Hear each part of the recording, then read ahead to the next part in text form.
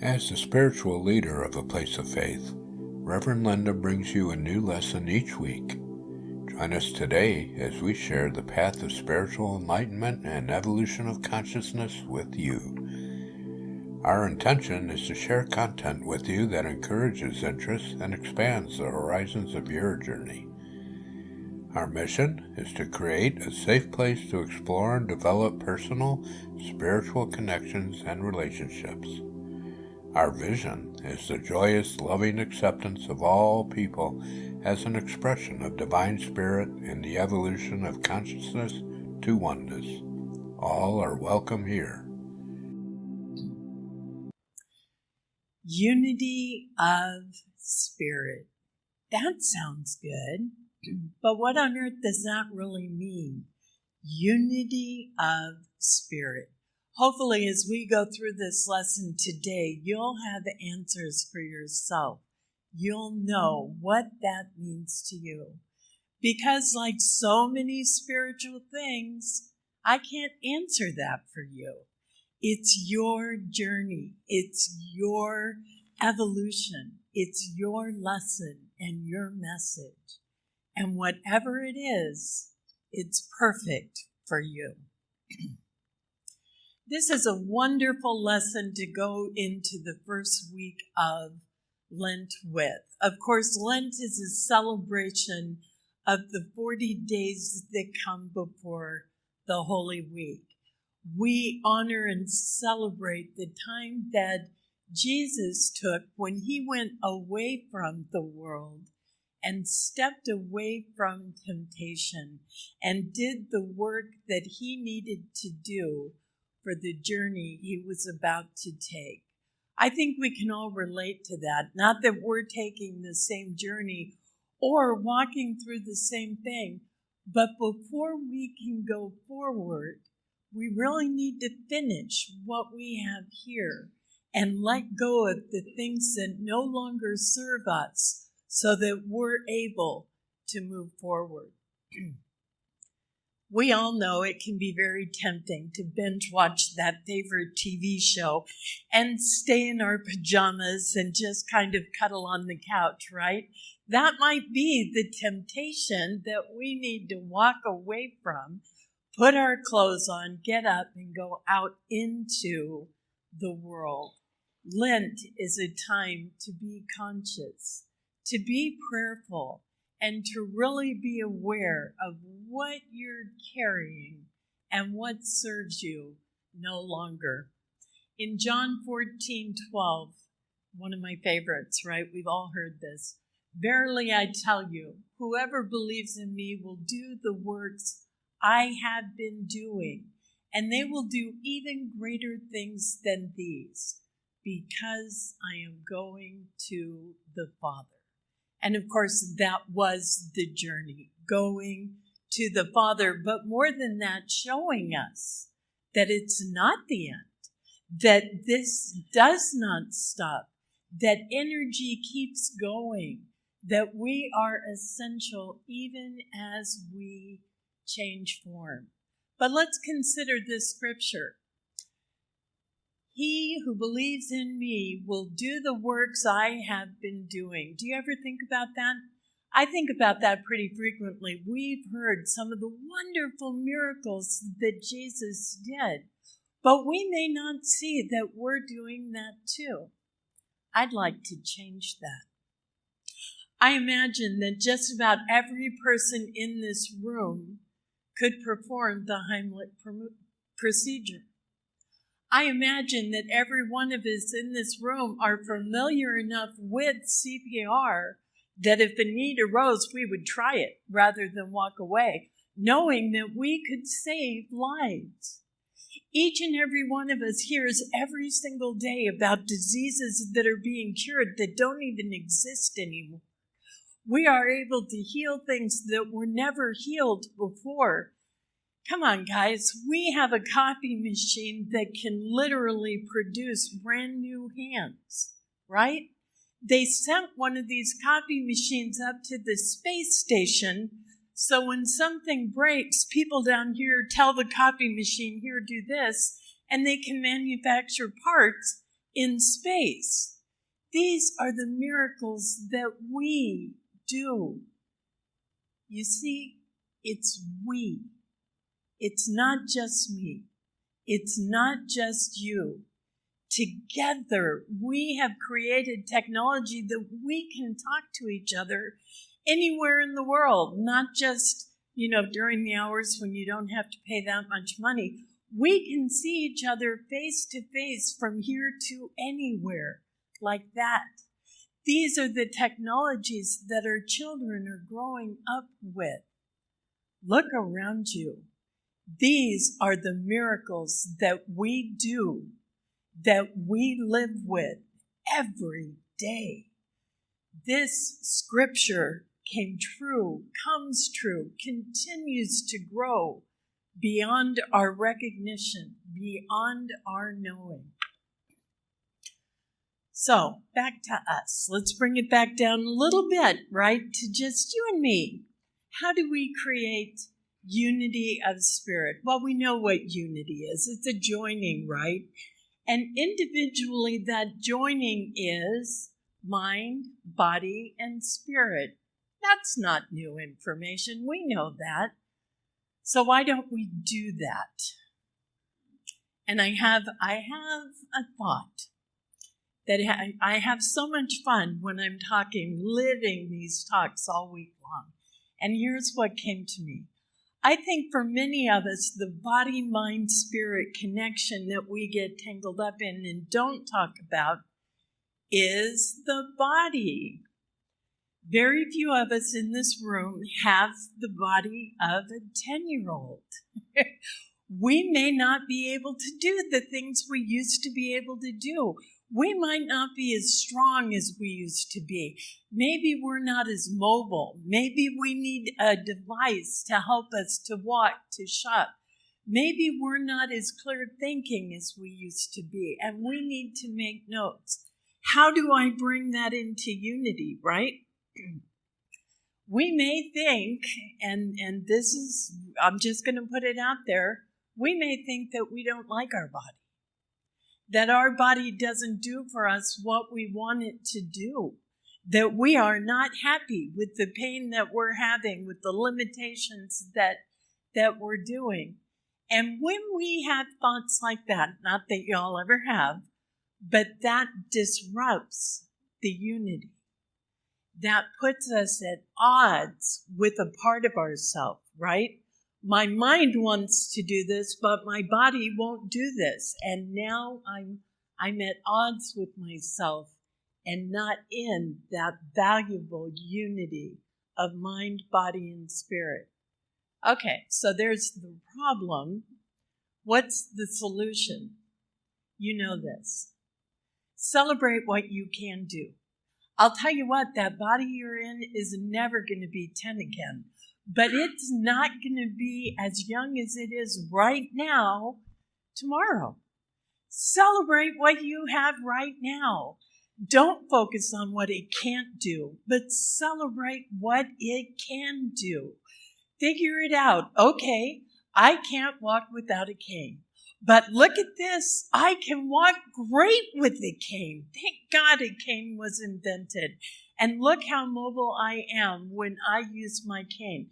And that was just kind of a random example. Each of us has our own. Instead of beating your body up and cursing it, bless it and rejoice in it.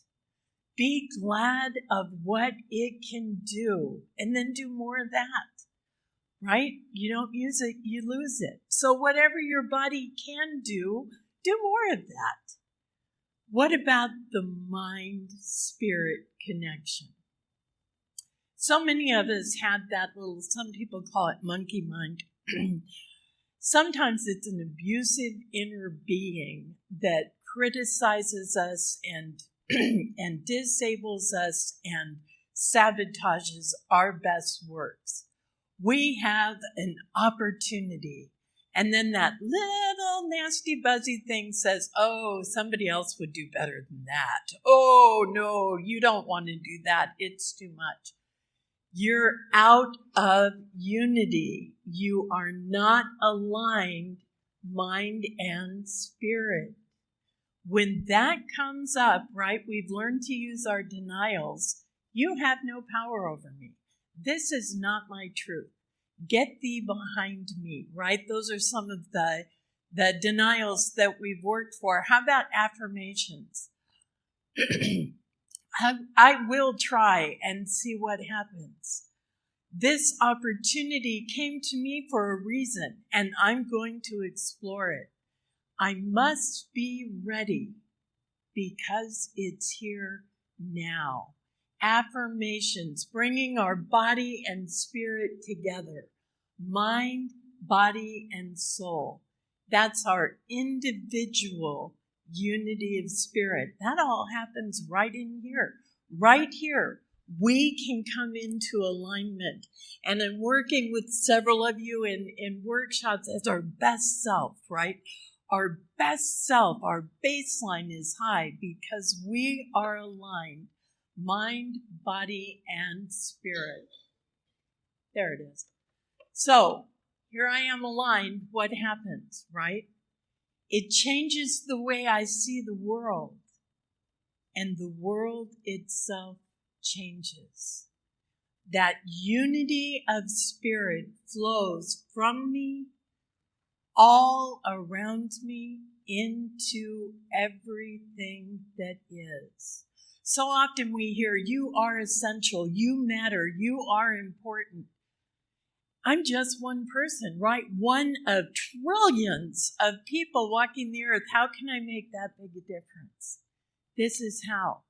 You align mind, body, and spirit that radiates from you. It opens a channel for the people around you to step into that very same alignment.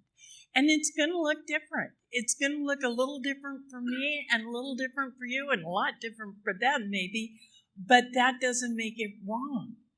Aligning mind, body, and spirit one by one grows us in consciousness. And that consciousness surrounds and enlightens the world. One by one, we have evolved to the point where this evolution of consciousness, this unity of spirit, is everywhere in the world. So it starts with an idea, right? Here I am, I'm all aligned, mind, body, and spirit, but there's something somebody's doing that I just can't accept. Or there's something somebody's saying that really scares me. I'm really afraid.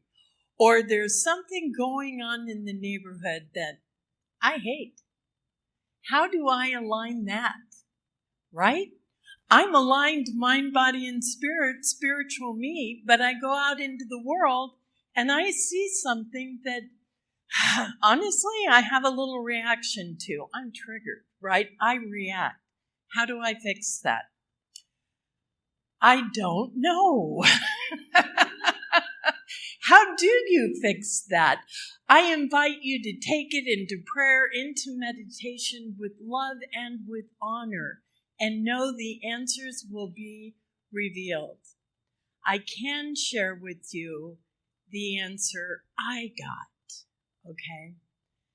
That doesn't mean it's going to help you, but it helped me a lot. And I'll offer it in case this answer falls on your path. Here we go. If I had been born when you were born, if I had the parents that you had, if I experienced the things you experienced, if I thought the thoughts that you have thought, if I made the ideas, the plans, the judgments, the decisions that you have made, I would be you.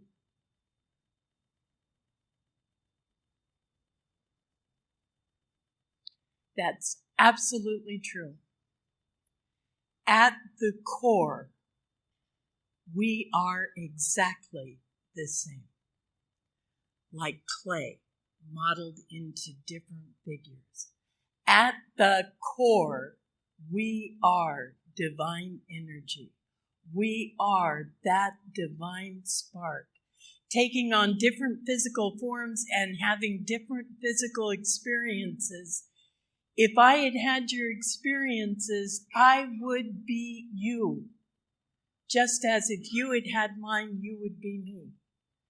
How could there possibly be anything to hate here? Just knowing that opened the door, opened the bridge that gave me that understanding, that unity with Spirit. We truly are one. We don't think alike, we don't look alike, we don't talk alike, none of that matters. It's all the foo-foo fluffing, right? At our core, that chewy center inside each and every one of us, we are love. Period.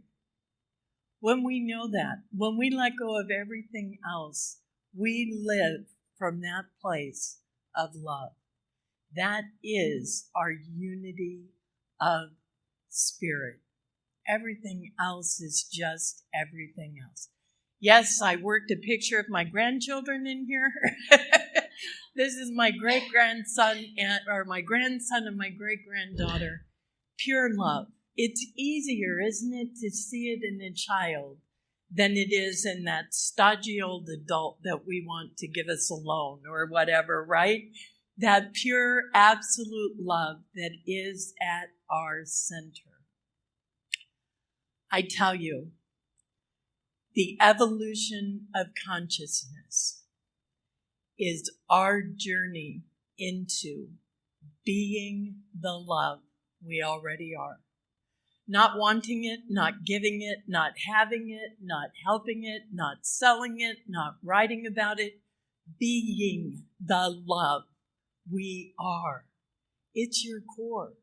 It's what you are. And when you are balanced in your true being, you are truly in unity of spirit. Okay, ready for some affirmations? As always, only say them if they fit for you. Our first affirmation, I'll say it first, think about it, and if this works for you, join me in it. I am determined to be my healthiest self in mind, body, and spirit. Say it if you mean it. I am determined to be my healthiest self in mind, body, and spirit. Okay, here's the next one. I am bravely letting go and allowing the universe to reveal its beautiful plan for me. That's a tough one. Think about it. Say it if you mean it. I am bravely letting go and allowing the universe to reveal its beautiful plan for me. Okay, hold on tight, because what you just said is going to open those doors. And our last one. I am evolving in consciousness and ready to be more than I have ever been before. Join me if you mean it. I am evolving in consciousness and ready to be more than I have ever been before. Thank you. And before I go sit down and let Jody play, he's all ready to wow us, I want to remind you, you matter.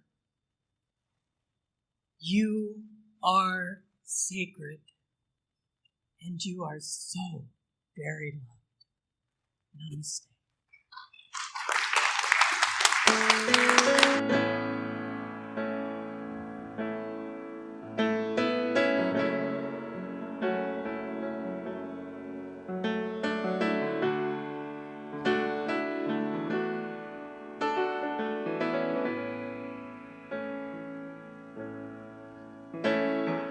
A lot of us grew up believing at any moment we could lose it all. At the drop of a hat, God might turn his back and move on.